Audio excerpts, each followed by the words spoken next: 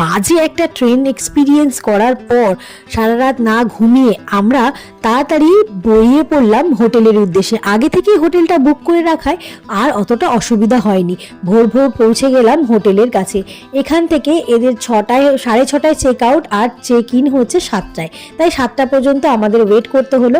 আর আমরা এখানে এসে দেখো কতগুলো হনুমান দেখছিলাম। এখানে কিন্তু হনুমানের ছড়াছড়ি, তোমরা যেদিকেই যাবে হনুমান দেখতে পাবে। তাড়াতাড়ি করে হোটেল থেকে ফ্রেশ হয়ে নিয়েই আমরা চলে যাচ্ছি বাবার দর্শনের জন্য। এতটা শান্তি লাগছিল কি বলবো তোমাদেরকে। এই হচ্ছে আমরা সবাই মিলে রেডি হয়ে চলে যাচ্ছি বাবার পুজো দিতে, বাবার দর্শনে।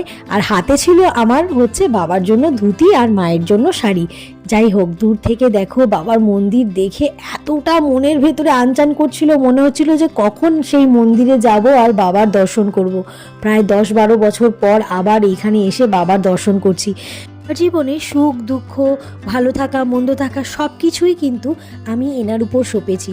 সব থেকে বড় কথা, যাকে ছাড়া আমি একেবারেই অচল। আজ তোমরা আমাকে যতটুকুনি দেখছো সবই হচ্ছে এনার দৌলতে। যাই হোক, জয় জগন্নাথ। এনাকে ছাড়া আমি সত্যিই অন্ধ। আমরা যেই সময় পৌঁছেছি সেই সময় কিন্তু স্নানযাত্রার পূর্ণ তিথি চলছিল, আর তাই পুণ্যার্থীদের ঢল একেবারে উপচে পড়ছে বাবার দর্শনের জন্য। তেও বাঙালিদের দ্বিতীয় ঘর মানেই পুরীকেই ধরা হয়। যাই হোক, তাড়াতাড়ি করে এনাকে দেখতে পাচ্ছেন, ইনি হচ্ছেন পান্ডা। এনাকে ধরেই আমরা ভিতরে প্রবেশ করে পুরোটা ঘুরে দেখেছিলাম। এইখান পর্যন্তই আমাদের আজ ইতি টানতে হচ্ছে বন্ধুরা। ভেতরে ফোন অ্যালাউ নেই। আবার দেখা হচ্ছে অন্য একটি